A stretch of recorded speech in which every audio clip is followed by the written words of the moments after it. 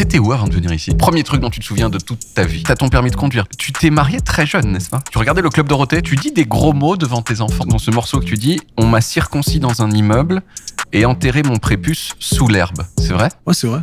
Tu veux en savoir plus? Ou pas, ouais. Bonjour et bienvenue dans Small Talk. Small Talk, c'est ce podcast. Moi, je m'appelle David Castello-Lopez. Le principe de Small Talk, c'est assez simple. C'est j'invite des gens connus pour parler de tout, sauf de ce pourquoi ils sont connus. Ok. Alors, le truc, c'est qu'au départ, on se dit, ouais, c'est ça le concept et tout. Puis après, les gens, ils disent, bah écoute, moi, je viens pas parce que... j'ai de la promo à faire. Voilà, j'ai de la promo à faire. Donc, il y a toujours un moment où on fait une sorte d'intermède promo où on peut parler de tout ce qu'on veut pendant un petit moment au milieu du podcast. Tu veux qu'on commence par la promo ou qu'on finisse? Est-ce qu'on casse pas les codes? Moi, je m'en bats les couilles de la promo. C'est vrai? Ouais. Non, mais on casse les codes. Tu sais quoi? On casse les codes. Parce que justement, Small Talk, on n'est pas dans des cases. Ah ouais, c'est comme ça la règle. On fait la promo tout de suite. Allez, j'ai un podcast dans les bacs en ce moment qui s'appelle Made in France et qui est le concurrent numéro 1 de Small Talk.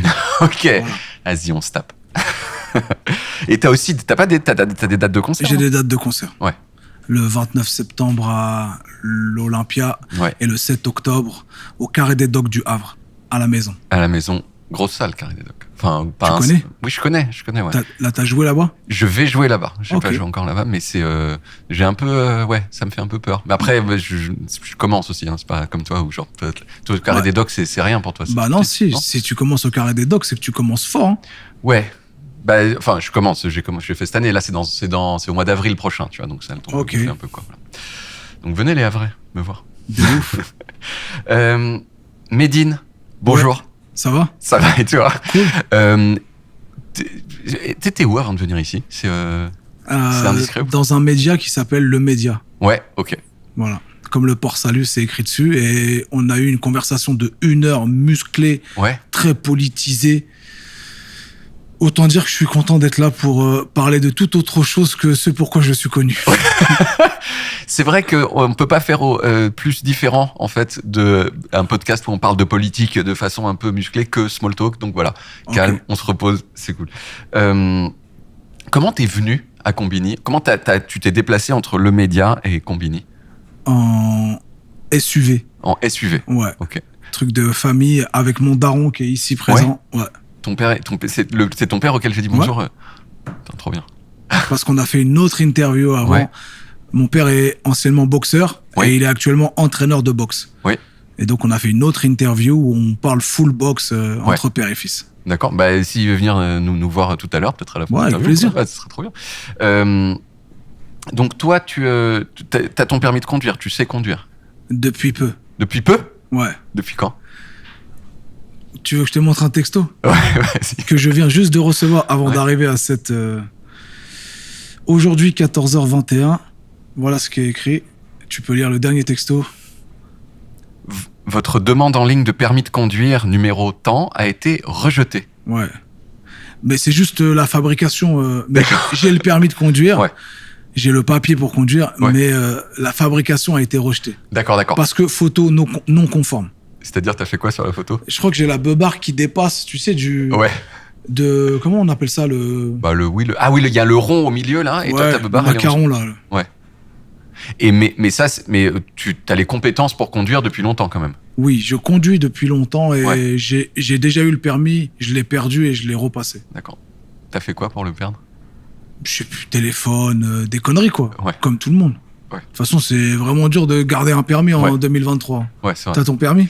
Bah, moi, je l'ai jamais eu, donc du coup, je peux pas le perdre. T'en as besoin? Non, parce qu'en fait, il y a eu un moment, ça aurait été vraiment très utile. Maintenant, j'ai un peu l'argent pour prendre des taxis, donc je prends des taxis. Puis blindé. Voilà. Il a des chauffeurs, le frère. Il a des chauffeurs. Ok. Puis après, des gens autour de moi, ils ont leur permis, donc je suis un peu le canard boiteux qui conduit jamais quand on va en vacances, des trucs comme ça, quoi. J'ai raté quand même 2 fois mon code. Et vraiment, tu sais, je sortais de la salle, il y avait des gens qui l'avaient. C'est pas un choix de vie, en fait, c'est un échec. Mais alors, j'ai pas mis toute ma puissance, tu vois. Mais ouais, c'est un peu, j'ai un peu honte, quoi. J'ai un peu honte. Voilà, mais même maintenant, je me dis, tiens, je vais passer le permis automatique parce que c'est plus simple. Mais même ça, franchement, j'ai l'impression que je tuerais des gens. Je pense que c'est mort. Voilà, faut faire le deuil. J'aurais jamais mon permis. T'es né le 24 février 1983. Ouais. Est-ce que tu sais quelle était la chanson numéro 1 le jour de ta naissance? Non. Alors, j'ai cherché. C'est une chanson qui s'appelle Africa, mais pas... Genre la fameuse Africa. C'est ça? C'est quoi? Ça, c'est une meuf hyper connue. Mais c'est pas Yannick Noah? Non. Non, mais c'est ça, c'est exactement ça. C'est Rose Lawrence. C'est ça, regarde. Ouais, je vois très bien. Tu connais? Je vois très bien. Le clip, il est horrible. Alors, c'est genre colonial de malade. Mais c'est 100% colonial de malade. C'est l'histoire d'une femme blanche qui va en Afrique et qui va voir un gourou. Très exotisant. Exactement, c'est genre... Et genre, c'est vraiment le mythe, il fait du tam-tam. Putain, je suis là-dedans. T'es né complètement là-dedans. C'est érotico-mystique africain colonial. Avec des flous autour des silhouettes. Exactement. Et tout. Je vois exactement. Donc, surtout, t'es né le 24 février 1981, mais t'es né au Havre. Ouais. Et le Havre, c'est une ville que moi, genre, j'adore. Parle bien. Mais voilà, je kiffe. Mais j'avoue que des gens, par exemple, pas moi, mais d'autres gens, juste le Havre, pour eux, c'est la ville la plus laide de France. C'est le Figaro Magazine qui dit ça. Bah, en fait, au premier abord, c'est Le Point. C'est le Point qui dit que parce qu'en fait, non. Il y a un classement de merde tous les ans qui dit que les villes les plus moches de France, les plus précaires de France, et le Havre, on est souvent dans le top 10, mais je crois que c'est plus le cas depuis quelques temps là. Et de toute façon, on s'en bat les couilles de leur classement. Mais je suis d'accord. C'est juste qu'en fait, pour les gens qui connaissent pas le Havre, le centre-ville du Havre, il a été complètement pété par les bombardements alliés pendant la Seconde Guerre mondiale, à toute fin, en plus pour rien. Je crois que c'est un truc genre... c'était pas... J'ai pas la rêve de pourquoi, mais je sais que c'est allié fort. Ouais, c'est pas les Allemands qu'on... C'est surtout pour la libération, je sais pas si c'est pour rien. Bah ouais, mais enfin moi ce que j'avais lu, c'est que genre ils ont fait un déluge de feu sur la ville et sur des points pas stratégiques. Ça a été pilonné de ouf. Voilà, et il y avait pas forcément de trucs stratégiques, il y avait pas... On comprend pas vraiment pourquoi ils ont pété la ville, quoi. Et du coup, ça a été reconstruit. C'était un coup d'assurance. Ouais, voilà. Le maire de l'époque, il a dit « Pilonnez-moi ça !» Et la Maïf, bah ouais, mais je suis désolé, la ville, elle est pétée, faut la reconstruire, quoi. Et maintenant, elle est en béton, un peu, quoi. Ouais, c'est très bolchevique. Ouais. À angle droit. Bon, il y en a qui voient un peu de New York dans le Havre. Je vois que tu souris, tu souris doucement. Non, mais... Moi, personnellement, je comprends ce qu'ils veulent dire. Ouais. Je vois la poésie du truc. Et je suis partisan du new-yorkisme à la havraise, quoi. Il y a aussi des gens qui disaient c'est Stalingrad-sur-Mer. Je les baise. Voilà. Ok, moi je suis d'accord. On les baise tous ensemble parce que moi j'adore le Havre. Toi c'est vraiment, enfin genre t'es resté très attaché au Havre. Pardon, ça se voit. En fait, vu que tu baises les gens qui disent Stalingrad sur mer. Je suis totalement havrais. Ouais. Ma mère est née au Havre. J'ai toute ma famille là-bas, oncle, tante, cousin, cousine, grosse fratrie. Voilà. C'est quoi ton plus ancien souvenir? Ça devait être au Havre. C'est quoi? Est-ce que tu t'en souviens? Enfin, est-ce que tu peux me dire le premier truc dont tu te souviens de toute ta vie? Wow. Je crois que je me souviens du chien de mon père qui s'appelait Charlie. Ouais. Qui était un... C'était quoi comme chien? Il est où mon frère? Un pincher. Un pincher. Allez, pincher nain ou pincher plus grand? Le pincher nain. Ouais. Charlie dans un appart d'un quartier qui s'appelait le Bois de Bléville. Et si mes souvenirs sont bons, c'était un chien volé. Il l'avouera jamais, mon père, mais c'était un chien volé que mon oncle l'avait volé à quelqu'un. Alors le père de Médine est là au fond. Est-ce que vous pouvez nous dire si le chien était volé? Il était trouvé. Mais Médine, il dit nuance. Trouvé, en fait. C'est ça. La nuance. Ouais, la nuance. Oui, c'est des sortes de mini Doberman, en fait. C'est ça, les ouais, mais je crois qu'il était méchant, ce chien. Ah ouais. Donc le premier souvenir de ma vie, il est pas...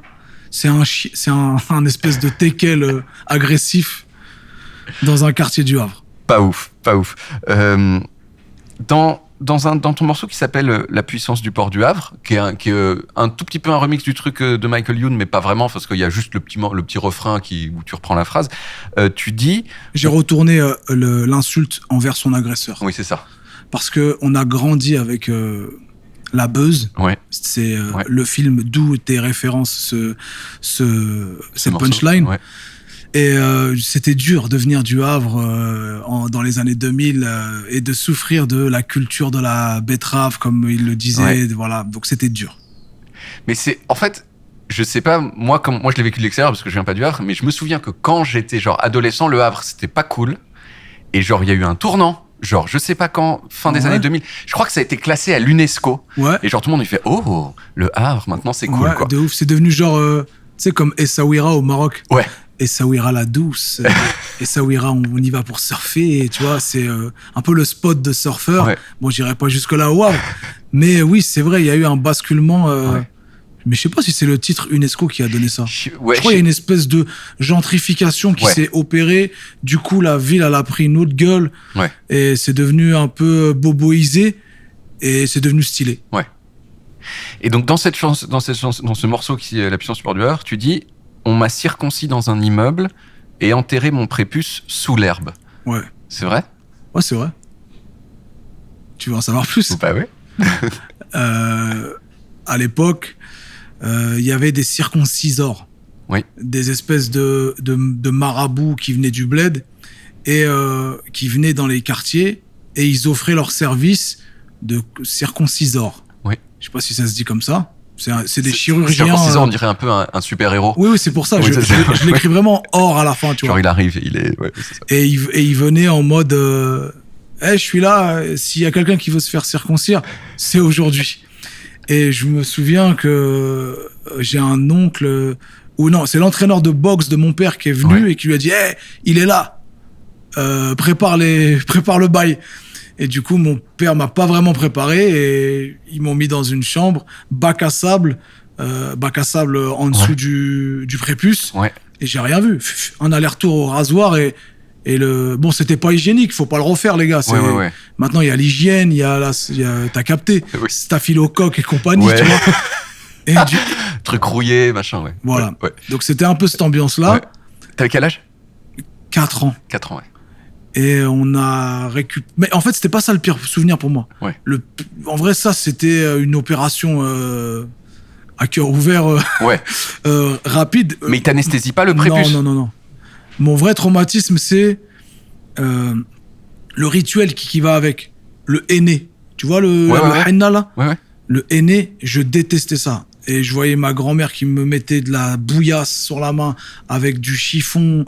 Et ça me donnait une sensation de truc qui s'effrite dans les mains. C'est ça qui m'a plus traumatisé que le petit biscuit en charpie. C'est vrai que c'est étonnant. On se dirait que se faire couper le bout du zizi, c'est quand même pire que d'avoir de la terre sur les mains. C'est vrai. Mais c'est une question relative. Une question relative, ouais. Et ensuite, enterré sous l'herbe? Ouais, parce qu'il y avait une espèce de vieille croyance qui obligeait les pères de famille à enterrer le prépuce. Je sais pas pour conjurer quel sort. Peut-être que ton père, Doudou, qui est là avec nous aujourd'hui. On va pas parler de mon prépuce pendant toute l'interview, quand même. C'est quand même le responsable qui a convoqué le circoncisor. Il n'y a pas grand-chose à dire, il vient de dire. C'était donc une légende. Je vous présente Doudou. Doudou. Mon papa. Bonjour Doudou. Enchanté. Donc Doudou, c'est vous qui avez fait venir le circoncisor? Non, je l'ai pas fait venir. Non, oui, c'est ça. Il venait, il passait, c'était la tradition. Oui. Et il passait dans les quartiers, comme vous l'avez expliqué tout à l'heure. Et j'ai eu l'information. Alors tout à l'heure, ce qu'il a oublié de vous dire quand même, c'est que il a parlé de ça assez rapidement, mais on a organisé une petite fête, un petit cérémonial. Oui. Il y a eu un petit repas, on a invité des amis et le lendemain, le dimanche, oui, c'est vrai, on lui a coupé son prépuce. Ouais. D'accord. Et donc c'était un chirurgien, un docteur, tout bien comme il faut. C'était un docteur? Ouais, c'était un docteur. Il m'a fait une ordonnance. Que j'ai montrée le lendemain, le lundi, à mon médecin traitant, le docteur Jardin, si je me souviens. Jardin, je m'en souviens, mais l'autre, c'était pas un docteur pour moi. Et donc, sinon, il n'aurait pas pu faire une ordonnance. Oui. Donc, le lendemain, le médecin traitant a vérifié. Oui. Et il a approuvé. Tout simplement. Il a dit, c'est parfait, il n'y a rien d'autre à faire. C'est bien fait. Voilà. Tu veux voir? Et alors, donc, c'est validé par Docteur Jardin. L'histoire du prépuce, il y avait d'anciennes tradition, croyance, superstition. Il fallait enterrer le prépuce dans la terre. Enfin, il fallait l'enterrer tout simplement parce que il est dit que, alors dans la religion, il était dit à l'époque que tout ce qui vient de la terre retourne à la terre. Oui. Donc on pouvait pas jeter le prépuce de Médine à la poubelle. Non. D'accord. Donc on est allé. Je suis allé l'enterrer. Ah oui, t'imagines, comme ça. J'avoue. Dans la forêt. À la poubelle, c'est chelou. Hein. Ouais. Je suis allé l'enterrer. Le tri sélectif derrière. Mais je le mets où, moi? La poubelle jaune ou la poubelle verte? Donc c'est vrai, le prépuce de Médine a bien été enterré à la forêt de Montjon. Ouais. Un endroit où on habitait juste derrière chez nous. Hein, pardon. Ça, oui. Et comment dire, il y est toujours, je pense, parce que l'arbre au pied duquel je l'ai enterré est majestueux. Parce que vous savez spécifiquement de quel arbre il s'agit, quoi. Moi, je m'en souviens. Ouais. Oui. Et avant, l'arbre, il était tout comme ça. L'arbre, frérot, c'est Jacques et le haricot magique. Qui n'est pas encore centenaire, mais c'est un beau gène qui n'est pas encore centenaire, mais qui va le devenir, je pense. Merci beaucoup, Doudou. Donc tu as vu en fait ton prépuce dans les feuilles des arbres, en fait, c'est ça? Je vois des prépuces à la place des feuilles des arbres maintenant. C'est très chelou, mais on n'écrit pas sa propre histoire, les gars. Complètement. J'ai du mal à me remettre de l'arbre avec tous les petits prépuces qui volent au vent comme ça, tu sais, comme ça. On se croirait dans Big Mouth, tu sais. Exactement. Mais oui, avec j'avais cette rêve-là. Complètement, la rêve, le monstre des hormones, quoi. De ouf. Ouais. C'était comment de grandir au Havre dans les années... Toi, t'es 83, donc années 80-90. Waouh, cool, de ouf. Ouais. C'était vraiment le quartier festif. On habitait un quartier qui s'appelait le Bois de Bléville. Il y avait un espèce de bac à sable central dans des immeubles en carré comme ça. Oui. Et c'était genre... c'était l'arène. Ouais. On était vraiment à Rome et ce truc c'était l'arène. On faisait tout là-dedans. On faisait du feu, on pissait, on se bagarrait, on jouait au baseball, on faisait tout. 14 juillet, c'était les feux d'artifice, les pétards. Quartier festif. Oui. Donc vous faisiez pipi dans le sable, ensuite vous mettiez des pétards dans le sable et vous faisiez exploser les pétards dans le sable. Exactement. Alors je sais pas si je le faisais avec le pipi. T'as fait ça avec la demeure comme tout le monde. Tout le monde a mis un bison 4 dans une demeure de yinche et ça explose. Tout le monde a fait ça, on est d'accord? Putain. Mais évidemment, c'était dans des paquets rouges en plastique avec les E4, les bisons tigres. Ouais. Et tout le monde a la rêve. Moi, j'ai 100% la rêve. Je sais pas si les générations d'aujourd'hui, elles ont la rêve. Ça faisait une sorte de bombe à merde, en fait. Exactement. C'est ça, ouais. C'était une bombe à merde. Après, il y avait les mecs qui étaient un peu plus coriaces, qui prenaient la demeure, qui la mettaient dans une bouteille et qui mettaient le pétard dans la bouteille. Je sais plus à quoi ça servait, mais ça fait un canon à merde. Ouais, ça faisait un canon à merde. C'est ça, ouais, bien sûr. Exactement. Ouais. Je vois très bien. J'ai eu des gars qui faisaient des canons à merde comme ça aussi. Évidemment qu'il faut faire des. Mais en fait, moi je dis ça, je pense que ça me ferait rire de le faire encore aujourd'hui. Mais quoi. De ouf. Mais genre, il y a pas de pareil quoi. Mais je crois que y a une grosse réglementation sur les pétards aujourd'hui. On peut plus rien faire. On peut plus rien dire. Même plus faire des canons à merde tranquille chez soi. Tu viens de le dire, mais il y a un truc qui moi m'a super ému dans ta biographie, c'est que tu viens de le redire là. T'as joué au baseball. Ouais. Et genre, moi je pensais être une des seules personnes de France qui avait joué au baseball. Okay. Et t'as joué au baseball. Est-ce que t'es allé jusqu'à avoir le petit uniforme des Non. Mais tu joues au baseball quand même. Après, baseball, c'est un grand mot pour ce à quoi on jouait. Ça ressemblait à du cricket de quartier avec... C'était même pas une batte, je crois, c'était une raquette. Ouais. Il n'y avait pas vraiment de balle non plus. Les seules règles qui ressemblent au baseball, c'était les bases. Et qu'il fallait courir et s'arrêter avant que l'autre... Mais j'avoue, c'était chelou de jouer au baseball dans un quartier du Havre en 90, quoi. Bah, c'était pas le sport. Mais après, il y avait un truc qu'on joue. Il y a un truc qu'on joue en France, auquel moi j'ai joué quand j'étais à l'école, ça s'appelait la tech. Ouais, et la tech, c'était un peu une sorte de baseball français. Ouais. Sans le truc. Il fallait toucher le mec avec la balle, non? C'est exact. Tu pouvais complètement, et il fallait quand même faire les bases, quoi, qu'on faisait avec des. Et toi, t'as joué à ça et t'étais. Ça va? Ouais, j'ai grave kiffé. J'ai des vidéos VHS chez moi où je me vois en train de jouer au baseball et c'était Kaira de ouf. Moi, je trouve que c'est Kaira de jouer au baseball. C'est Baseball Fury, c'est Warriors dans ma tête. C'est, tu vois ce que je veux dire? Complètement, ouais. Mais alors que c'est vrai que c'est pas... quand tu regardes le baseball, le vrai baseball américain, c'est pas un sport, c'est lent. Oh, je suis allé récemment là. Oh, c'est horrible. Ouais, c'est 3 heures. En fait, j'ai un pote qui dit, en gros, tu passes 3 heures à voir des mecs rater la balle. Ouais, c'est ça. Et c'est quand même un peu ça, quoi. Je crois le cricket, c'est encore pire. Ouais. C'est vraiment, puis en plus, ils sont habillés chelous avec des petits pulls tricotés et tout. Non, Moi, ce que j'ai préféré au baseball, c'est les frites. En fait, ils te vendent des frites dans des casques retournés. Ouais. Tu vois, avec du cheddar et tout. Ouais. Wow. C'est genre, t'as le topping sur les frites, il est presque aussi gros que la quantité de frites, quoi. Et le casque, tu peux le garder à la fin. Ouais. Pour moi, ça me rappelle McDo qui offrait des jouets terribles. Les Picsou, les Jurassic Park. Et t'as vu que, moi, il y a un moment où je me suis dit vraiment, on a changé de civilisation parce que je suis allé au McDo et genre, je sais pas, j'avais 35 ans et j'ai demandé un Happy Meal et dedans, le cadeau, c'était un livre. Ouais, non, Mais ils sont ouf, quoi. Mais à quel enfant ça fait plaisir, quoi. De malade. Ah, génial, un livre. Je crois qu'ils demandent, en plus, quand tu vas au drive, ils disent fille ou garçon. Ouais. Déjà, ils sont en genre total. Ouais. Et en plus, ils disent livre ou jouet. Franchement, les rampas qui disent livre, vous êtes des parents de merde. Ceux qui disent livre. Mais ils vont faire des enfants qui vont devenir des adultes tristes. Voilà, c'est ça qu'il faut leur dire. Arrêter avec les livres. Toi, t'étais quel genre de petit garçon au Havre dans les années 80 ? Bon, j'étais cool, moi. J'étais calme. J'étais pas de bagarre, pas de... Je ramenais pas les keufs à la maison. Ça chahutait pas trop. Moi, j'étais gentil en général. Ouais. Ce que j'entends de ce que mes oncles et tantes disent, t'es gentil. C'était quoi les trucs que tu... ça sonne faux, non?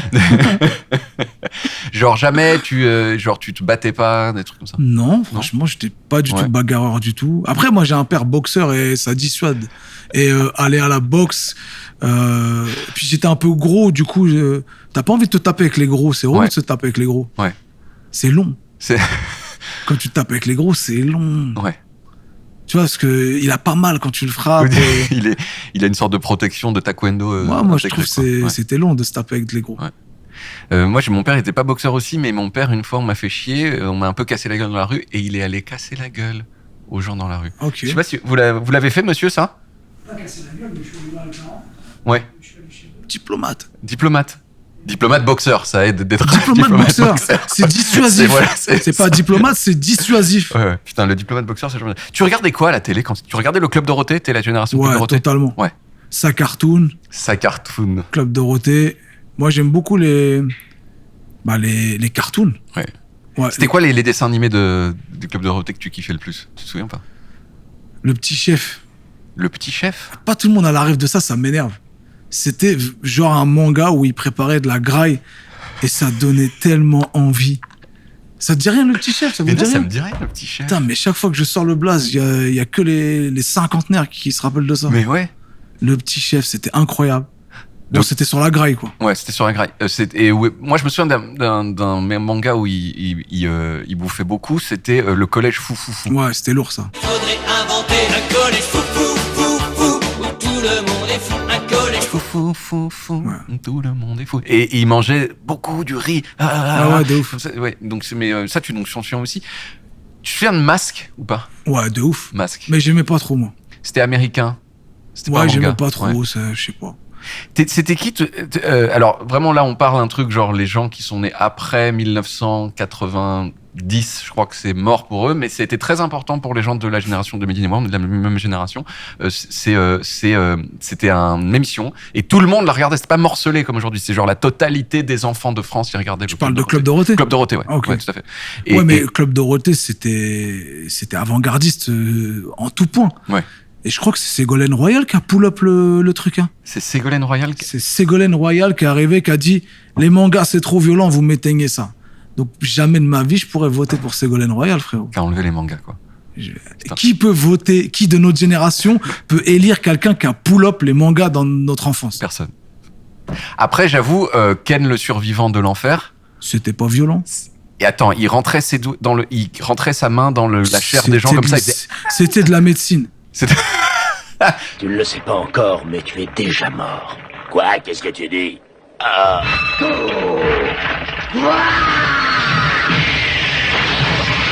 Bah, après, les gens, ils décédaient quand même. Je sais pas si tu te souviens d'un truc de Ken, où à un moment, il dit genre, ta colonne vertébrale va se briser dans 30 secondes. Ouais. Et genre, tu es déjà mort, mais tu ne le sais pas encore. Exactement. Mais franchement, j'ai revu les images, j'avais 35 ans. Ah! Mais c'est genre, pas tu montrerais ça à tes gosses, toi? il faut pas parler de la violence de Ken le survivant. Ouais. C'est pas ça le drame. Le drame, c'est la doublure francophone. Pour la petite histoire, le bail est arrivé en France et il voulait pas trop le promotionner, c'était un peu trop violent. Donc il voulait faire en sorte que ça se pull up rapidement. Ouais. Donc les doubleurs ont niqué le doublage VF et ils disaient des dingueries avec des accents profonds de France profonde qui n'avaient aucun sens. L'école des hauts couteaux, alors que c'est Hokuto no Ken, Montélimar. Tu te rappelles pas de ça? Est-ce que vous savez où je peux trouver Ryuga? À Montélimar. Ils ont pourri la VF comme jamais, mais ça l'a augmenté. Oui. Ça a augmenté. Aujourd'hui, on regarde Ken le survivant en VF, on kiffe. Oui. Alors que vous avez voulu saboter le bail. Ouais. Genre, Encore un coup de Sego. Ouais. En fait, c'était encore mieux. C'était qui ta préférée? On va arrêter de parler du club Dorothée à un moment, mais bon, quand même. Dorothée, Ariane, Jackie, Corbier. Tu veux dire préféré dans quel sens? Moi, j'avoue, j'étais amoureux de Dorothée. Genre, et je pense encore, des fois, je me dis que mon genre de femme dans la vie, ça a été influencé par Dorothée. Moi, j'étais team Ariane totalement. Team Ariane, ok. Mais totalement. En fantasme. Ouais. On va s'arrêter là. Ok. Ariane, oui, brune blonde. Ariane, la brune. Ouais. Tu croyais en Dieu quand t'étais petit? Je crois qu'on faisait en sorte que je croie en Dieu, mais je sais pas si j'y croyais vraiment. Ouais. Fallait bien expliquer pourquoi on t'avait coupé le zizi quand même. Oui, mais c'était un peu croque-mitaine Dieu à l'époque, tu vois. C'était fait pour ça, sinon... le grand méchant loup, je sais pas si c'était une bonne vision de Dieu. Ouais. C'était plus le père Fouettard, Dieu, comme on nous l'enseignait dans l'enfance. Hein. C'était juste un type qui était là pour punir et pas un Dieu de bonté, quoi. Le collège, c'est vraiment un moment pour plein de gens, c'est ultra difficile pour toi, non? Non. T'étais comment, genre Kiff. Au collège, parce qu'au collège, il n'y a pas vraiment de moment dans la vie où genre il y a autant de violence sociale, normalement, genre à dire des trucs en face des gens, genre trucs... et donc il y a une sorte d'aristocratie qui sont les gens cool, et genre une sorte de prolétariat qui sont machin. Et t'étais où? C'est bien résumé ça. J'étais dans l'aristocratie, moi, frérot. J'étais en duc du collège. Hein. J'avais un titre de noblesse. Hein. Ouais. Bah, c'est pour ça que c'était cool le collège. Mais du coup, je devais écraser les prolétaires alors. Bah, je sais pas, t'as des souvenirs on a tous été bourreaux de quelqu'un et certainement j'ai dû hagar des gens, c'est sûr. T'as des souvenirs de gens que t'as hagar? Ouais, Delphine. Elle avait une espèce de grosse coupe bouclée. En fait, c'était une blanche, mais elle avait comme une coupe afro. Et j'avais une règle de 30 cm comme tout le monde là. Et je faisais un truc de con à chaque fois dans la classe pour faire rire tout le monde. Je démarrais ça comme une tronçonneuse. Je faisais et je passais ma règle sur la coupe de Delphine comme pour lui dire que je tons un mouton. Et non, mais je regrette. Bien sûr. Pardon, Delphine. Elle est où, Delphine, aujourd'hui? Je sais pas. J'ai plus de son, plus d'image, plus de nouvelles. Ouais. Tu sais comment elle s'appelait de son nom de famille ou pas? Non. J'aimerais bien qu'on retrouve Delphine, si c'est possible. Mais en tout cas, t'es désolé. Parce que c'est quand même un peu... J'étais pas tout seul. Oui. Il y avait Brave, Wilfried qui était avec moi. Il y avait Nordine, il y avait grave du monde avec moi qui faisait ça. Qui tondait Delphine. Ouais. Je regrette. Bah voilà, désolé. Tu t'excuses auprès de Delphine, du coup. Donc 20 ans après. Je m'excuse, Delphine. Ouais. J'aimerais tellement que Delphine se manifeste pour qu'on puisse organiser une rencontre. Et parce que ça se trouve, elle a encore les cheveux comme ça. Tu vois. J'espère pour elle, parce qu'elle était jolie, Delphine. Ouais. Et je voulais... C'était une façon de dire je te kiffe, peut-être, tu vois. J'arrivais pas à dire je t'aime pas. Ouais. Je t'aime. Voilà. Donc je te tonds. Je t'aime, donc je te tonds. Le slogan. Tu t'es marié très jeune, n'est-ce pas? Ouais, de ouf. T'avais quel âge? Je me suis marié en cachette à 16 ans. Ouais. Pas en cachette, mais en cachette des familles. Religieusement, hein, parce que j'ai réussi à trouver un imam de quartier qui a bien voulu faire ça. Ouais. J'avais juste mes potes et moi, et on a fait un petit repas derrière. Et après, je me suis marié civilement. J'avais 21 ans ou 24 ans, je sais plus. 21 ans ou 24 ans. C'était en 2004. Mais donc, 21 ans. Donc, en fait, t'as été un lycéen marié. De malade. Ça, c'est rare.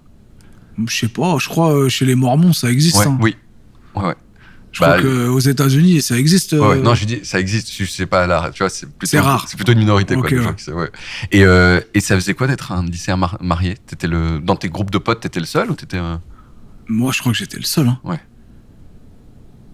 Mais et qu'est-ce que ça faisait? Oui, qu'est-ce que ça faisait? Comment on te regardait? Ma meuf, elle est plus âgée. Ouais. Du coup, moi, j'avais serré une meuf du lycée. Ouais. Enfin, j'avais serré une grande, quoi, tu vois. Ouais. Elle avait le permis avant tout le monde. Ouais. J'étais en place. Ouais. T'as serré une meuf plus âgée que toi, c'était un titre à l'époque. Hein. Je crois encore. Toujours, non? Je dirais qu'encore aujourd'hui. Hein. Ouais. Non, je crois que c'est péjoratif aujourd'hui. Il y a un délire, non? Pas dans ce sens-là. Je pense qu'un mec qui pécho une meuf plus jeune, c'est mal vu, mais je pense le contraire. Je parle sur le contrôle des gens qui sont ici. Non, je me trompe? Pas d'avis. Hein, on se mouille pas. Je crois qu'il y a personne qui se mouille là. Ça veut pas parler de Macron Ouais, là. ouais. C'est ça. T'as passé le bac? T'as passé un bac Gestion. C'était nul. Ouais. C'était vraiment juste ce qu'il fallait au rattrapage. Je l'ai eu au rattrapage. Il t'en reste pas quelque chose de tes cours de comptabilité de terminale? Rien. Ouais. Mais genre R. Des fois, tu fais pas un tableau Excel, tu fais genre non? Pose-moi un tableau de... Je sais même plus comment ça s'appelle. Compta analytique. Ouais, ouais. Pose-moi un truc, c'est du nouache pour moi, c'est du mandarin. Ouais. Donc ouais, c'était le titre, mais t'as pas appris grand-chose. Non. Et après t'as du rap direct, en fait. Ouais, j'ai passé le bac.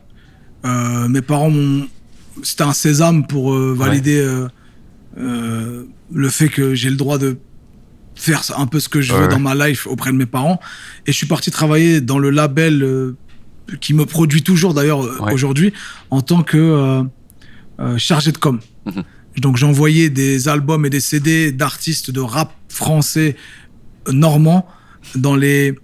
Je sais pas si t'as connu les radios, on appelait ça les Black... Attends, je me rappelle plus, Blacklist, un truc comme ça. Et c'était des radios locales. Et il fallait que j'envoie les CD partout et que j'appelle les programmateurs. Pouvaient jouer mes potes. Voilà, c'était mon taf de départ. Et mais y a pas avant où t'as été un peu vendeur de kebab?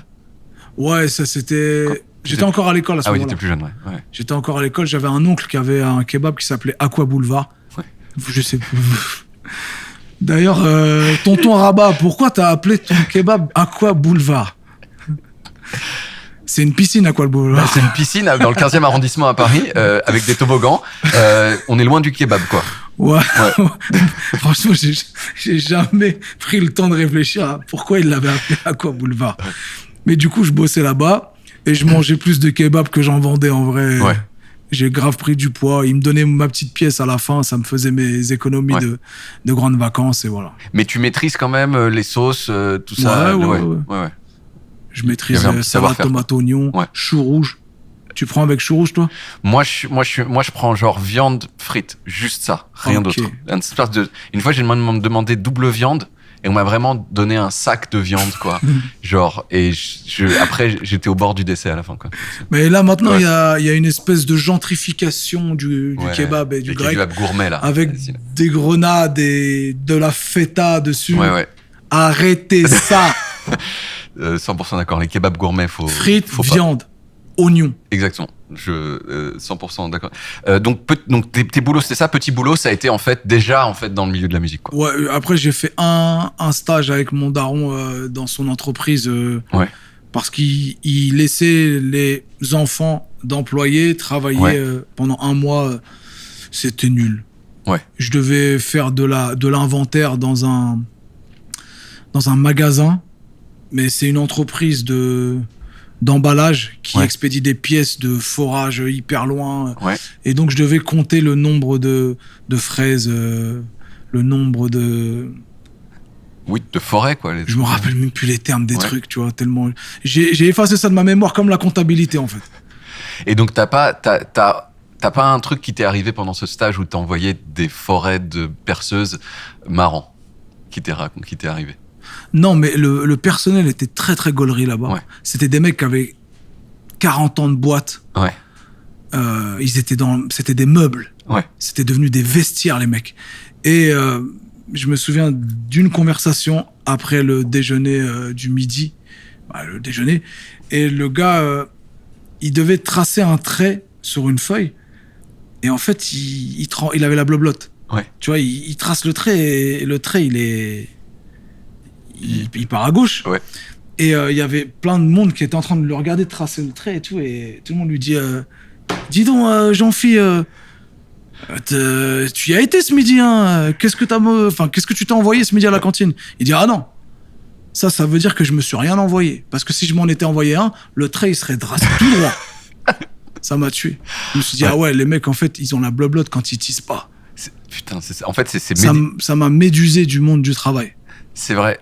Mais après ils pouvaient faire leur travail en étant bourrés, c'était pas dangereux quoi. C'est pas comme j'aurais pilote d'avion. Enfin eux ils étaient au magasin, ouais. donc ça va. Ouais. Mais je suis sûr que t'en avais qui étaient sous Ricard au tourneur fraiseur avec pas trop de protection et compagnie quoi. Le Havre dans les années 90 peut-être maintenant. Parle bien du Havre frérot, parce que là tu viens de faire un passage où on parle des mecs éméchés au taf et tu parles du Havre directement. C'était au Havre. C'est volontaire ce que tu viens de faire. Je le prends grave mal. C'était où? C'était au Havre. Alors. Mais parle bien quand même du Havre. Je t'ai dit, moi, le Havre, fan. Moi, j'ai payé pas mal d'argent pour faire une visite du port du Havre, tu vois, pour le plaisir. Mais on vend des visites du port du Havre. Enfin, c'était un peu avec tout le monde. Moi, j'aurais adoré faire, genre, tu sais, être. Parce que c'est gratuit, visiter le port du Havre. Qui c'est qui t'a arnaqué comme ça? Putain, merde, je me suis fait avoir. Non, mais tu sais, c'est le bateau qui passe au large et le mec, il dit, vous avez sur votre gauche. Donc t'es parti d'Honfleur? Non, je crois que je dormais au Havre. Parce que Honfleur, Deauville, tout ça, pour nous, c'est de l'autre côté de l'eau. C'est comme ça qu'on appelle. De l'autre côté de la Seine, donc c'est ça. C'est genre, tu vois, dans Le Roi Lion, quand il dit tout ça t'appartient, sauf là-bas, c'est la terre des hyènes. Et ben nous, c'est la terre des hyènes là-bas. C'est Honfleur. Mais vous avez un truc qui ressemble un peu à Deauville à côté. Putain, on parle vraiment beaucoup du Havre. Tu as dit qui s'appelle Saint-Sauveur, c'est ça? Ou La rivière Saint-Sauveur? Non, pas Saint-Sauveur, Sainte-Adresse. Sainte-Adresse, la petite ville chic qu'il y a là, quoi. Ça ressemble à Deauville de loin. Ouais. C'est pas trop Deauville en vrai, Sainte-Adresse. Mais c'est bien. Une petite maison bourgeoise. Oui. Sainte-Adresse, quand on passait, quand on était petit et qu'on regardait les maisons là-bas, c'était. Il y a même, j'ai une vengeance personnelle. Il y a un bar à Sainte-Adresse qui s'appelle La Bise, qui est un restaurant, et c'est tenu par une pote à moi aujourd'hui. Mais avant, c'était genre un club privé inaccessible.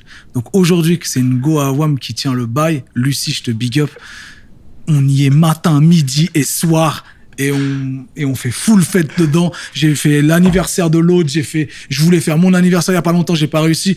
La release party de ma meuf qui sortait un bouquin, on fait toutes les fêtes là-bas. Bientôt, frérot, on fait la fête de l'Aïd là-bas. Ah, Saint-Sauveur. Et Saint-Sauveur, ça vient. Ouais, c'est. Sainte-Adresse. Putain, j'arrête pas de dire Saint-Sauveur. C'est à Mais cause ça des existe, galettes. Saint-Sauveur. C'est à cause des galettes, les trucs là. Putain, grave. Je sais pas quoi dire sur Saint. On n'en parle pas. Parle du Havre, c'est mieux. On parle du Havre, c'est mieux. T'as fait un livre de géopolitique. Ouais. Avec un géopoliticien. Oui. Avec Pascal Boniface. Ouais. Est-ce que tu dois être un des seuls rappeurs, peut-être le seul rappeur français qui a fait un livre de géopolitique? Ah, je sais pas, ouais, peut-être. Ouais, sûrement. Ouais. Comment ça s'est fait? C'était une dizaine d'années, à un moment où tu as sorti un morceau qui s'appelait Donc Panique. Ouais. Et le livre lui-même s'appelle. En fait, j'étais en pleine promo d'un album qui s'appelle Arabian Panther, qui est sorti en 2008. Ouais. Et Pascal Boniface sortait des revues avec son institut qui s'appelle l'Iris. Ouais. Tous les 3 mois, il sortait une revue. Et je crois, sur conseil de son fils, qui lui a dit « Rencontre ce gars-là, c'est un rappeur qui parle pas mal de sujets politiques et historiques. Rencontre-le sur un sujet. » Et on s'est rencontrés, comme toi et moi, là, dans le cadre d'une promo, pas promo. Ouais. Et on a parlé de sujets divers et d'autres. Et on a gardé contact. Et un jour est venu le moment de se dire... Putain, ça serait bien de parler de tous les sujets dont tu parles dans tes albums, mais dans un entretien avec quelqu'un, histoire d'avoir quelqu'un d'un autre monde, histoire d'avoir un ping-pong intellectuel et de savoir sur quoi ça mène. Et le choix s'est porté sur Boniface. Il a dit, ouais, ok. On a fait, 20-30 entretiens enregistrés, retranscriptions. Ouais. C'est le livre le plus rapide écrit, je pense, qui existe au monde. Et Stylé, non? Mais ultra stylé. Ouais. Ultra stylé. C'est sorti chez Desclés de Brewer. Ouais. Toi, tu connais? Ouais, je connaissais très bien. Ok. C'est des livres souvent, enfin, c'est des livres intello, quoi. Ok, ah ouais. Je crois qu'il n'y a pas de manga chez Desclés de Brewer. Enfin, c'est peut-être intello les mangas où là, faut faire gaffe avec les gens. J'ai sorti un livre il y a 10 ans, intellectuel. Ouais. 100%. Alors maintenant, moi j'aime bien à la fin faire plein de questions genre vite les unes après les autres. Enfin, pas fort vite, mais qui n'ont pas grand chose à voir les unes avec les autres. Combien tu mesures? 1m79. Ok. Tu préférerais mesurer 1 mètre de plus ou 1 mètre de moins? 1 mètre de plus. 2m79. Ouais. T'es un strum, hein. Stylé. Stylé, ouais. C'est-à-dire que là, tu touches ta vie, c'est un enfer. Après, c'est peut-être 79 cm. C'est nul, ouais. Ça pique. Ah, mais c'est 2 trucs nuls, hein. Sinon, toi, tu préfères quoi? Ouais, 2m79 aussi. Bah voilà, 2m79. C'est que dans des deux cas, t'es un strum, mais c'était un strum majestueux, quoi. Ouais. Quand tu fais 2m79. Vaut mieux faire peur que tiep, non? Ouais, tout à fait d'accord. Ok. Qu'est-ce que tu penses de ton propre visage?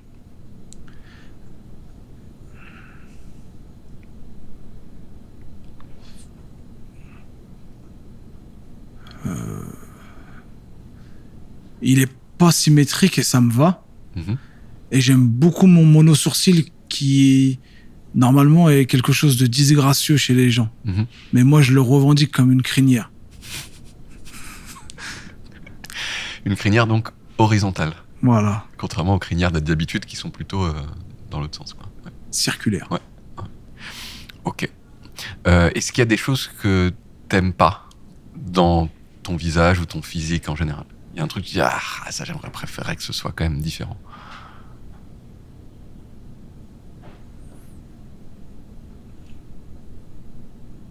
Non. Quand je me rase totalement la barbe, j'ai une sale gueule. Ah ouais, j'ai une sale gueule. Tu sais, je ressemble à American Dad. Mm-hmm. Tu vois, Stan. Je vois tout à fait Stan avec un très très très grand menton comme ça. Ouais. Non, ça c'est le père. Mais c'est ouais, Stan. Oui, c'est ça. Stan, ouais. Et voilà. Ok. Tu disais que t'étais gros et t'as cessé d'être gros.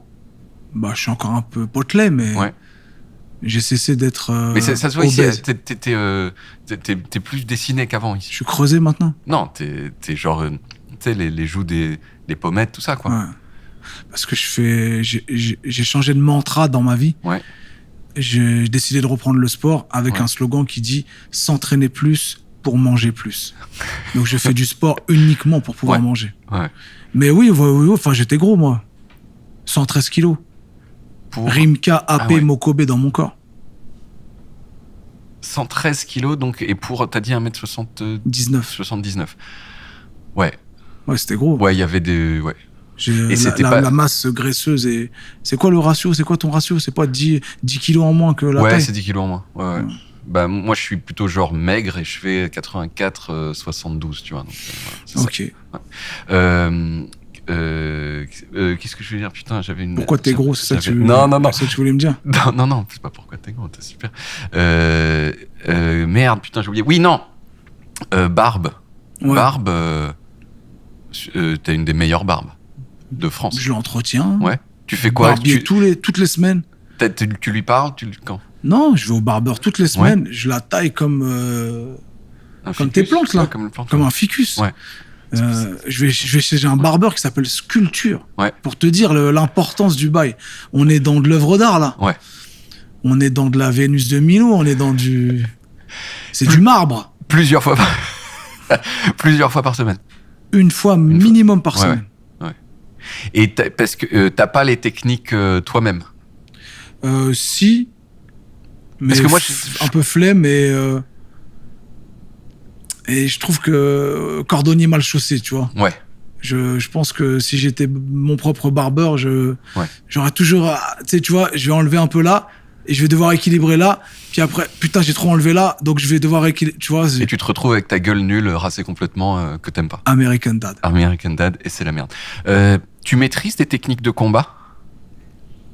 J'ai fait des sports de combat. Ouais. J'ai fait de la boxe anglaise parce que, comme je t'ai dit, mon père est entraîneur de boxe anglaise. J'ai fait du grappling. Ouais. J'ai fait. Le grappling, c'est quoi? C'est de la lutte qui se poursuit au sol. D'accord. Tu vois, normalement, la lutte gréco-romaine ou libre, t'as les épaules au sol, c'est fini. Ouais. Là, le grappling, on continue. Technique de soumission. Jusqu'à la mort de l'adversaire. Non, jusqu'à ce qu'il frappe. Pourquoi tu le mets dans la mort? Je sais pas. Si tu frappes, t'abandonnes. Oui, c'est ça, oui, d'accord. Voilà. Ouais. Je tue pas les gens. C'est tout à ton honneur. Donc, technique de combat. Et par exemple, si ça t'est déjà arrivé, alors que tu t'es pas battu quand t'étais enfant, tu t'es battu depuis ou pas? Non. Non? J'ai déjà mis des gifles. Mais ça s'est arrêté là, quoi. C'était mérité. Oui. Et c'est tout. Ouais. Mais si tu penses... Après, moi, j'ai fait beaucoup de sports de combat. Du coup, ouais. j'ai déjà fait beaucoup de corps à corps. J'ai déjà pris des pêches, j'en ai déjà mis. J'ai fait des combats. Je sais ce que c'est de recevoir des coups. Je sais ce que c'est en donner. Si c'est ça ton interrogation. Oui, c'est-à-dire que s'il y a une situation dans laquelle il faut faire ça, tu sais faire, quoi. Je pense. Ouais. Non, je dis ça parce que... Tu veux qu'on se batte? Moi, je sais. Viens, on essaye, si tu veux. Je te montre 2-3 techniques de soumission. Le triangle, la kimura, ça te parle, ça? Non, moi j'ai fait du judo un peu. Bah voilà. Tu vois, jusqu'à ceinture verte. Moi, je sais faire des trucs, mais tu vois, j'ai arrêté en 80. Le judo, c'est le sport où t'attrapes les sapes, là? Oui. Ah ouais. Stylé. Et j'ai fait, et tu vois, j'ai arrêté en 92. Donc ça fait un petit moment, tu vois. Ah ouais, ok. Mais moi je dis ça parce que tu sais, je fais partie des gens et j'en parle à pas mal de gens qui connaissent aucune technique de combat et donc qui pour eux se battre c'est pas possible. Mais tu sais, quand on rêve de bagarre, tous ces gens-là, c'est nos poings. On peut pas. On veut se dire mais je vais lui péter la gueule et en fait on devient tout mou comme une sorte de guimauve comme ça et genre j'avoue que j'aimerais un jour rêver que je pète la gueule à quelqu'un parce que c'est dans un rêve, c'est pas grave, tu vois, c'est pas. Mais j'ai l'impression que c'est un fantasme de se bagarrer, tu sais, un peu comme dans Fight Club là.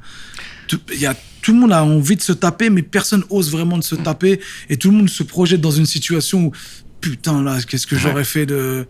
Moi j'ai une meuf qui est un peu comme ça. Qui se projette dans les... Putain, j'ai envie de me taper, là. Ouais. Je suis obligé de la calmer. Je dis, pourquoi tu veux te taper? Je sais pas, j'ai envie de me taper. J'avoue, moi, c'est aussi parce que mon père, c'était un mec du Sud, et genre que lui, on lui disait connard dans la rue. Il démontait la personne, et donc il m'a un peu élevé un peu à l'ancienne comme ça, mais pas avec, tu vois, genre lui il avait la moutarde qui lui montait au nez comme ça et il pétait les gueules, et juste moi j'ai juste la moutarde qui monte, mais j'ai pas les moyens de ma moutarde, tu vois, contrairement à lui, parce que lui il était baraque et tout, et je crois que j'ai un peu ce truc qui est resté de l'enfance où j'arriverai jamais à me l'enlever de la gueule, que c'est un peu cool de péter la gueule des gens. C'est pas cool de péter la gueule des gens, ok, mais il faut que tu te le prouves quand même. J'ai l'impression que tu vis avec des frustrations. Tu devrais te battre. Bats-toi. Essaye, inscris-toi à un sport de combat. Ouais. Dans un cadre. Ouais. Et tu mets les gants et on y va, quoi. Ouais. Je crois que j'ai peur de l'humiliation aussi. Et j'ai peur que mon... Mais c'est ça la clé des sports de combat. Ouais. C'est t'acceptes de te faire humilier. Ouais. Tout autant que t'acceptes d'humilier quelqu'un. Ouais. C'est ça la clé des sports de combat.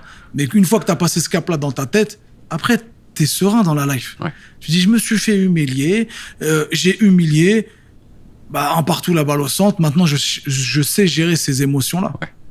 C'est pour ça que les sports de combat sont utiles. Ok, bon tu prends ta licence à la Don't Panic Team, au Havre, quand tu passes. C'est chez nous. Ouais. Je suis le président du club, mon père c'est l'entraîneur, avec mon frère. Je te fais un cours d'essai si tu veux. Filmé par Combini. Tu dis des gros mots devant tes enfants ou pas? Nous, on a un quart d'heure gros mots, nous. Ouais. Ah ouais. Genre un quart d'heure où on peut dire tous les gros mots. C'est un quart d'heure, c'est vas-y, donne le panel là de ce que tu connais là. Balance, envoie. Ouais, fort. Ouais. Ça envoie fort. Mais en revanche, en dehors du quart d'heure, non.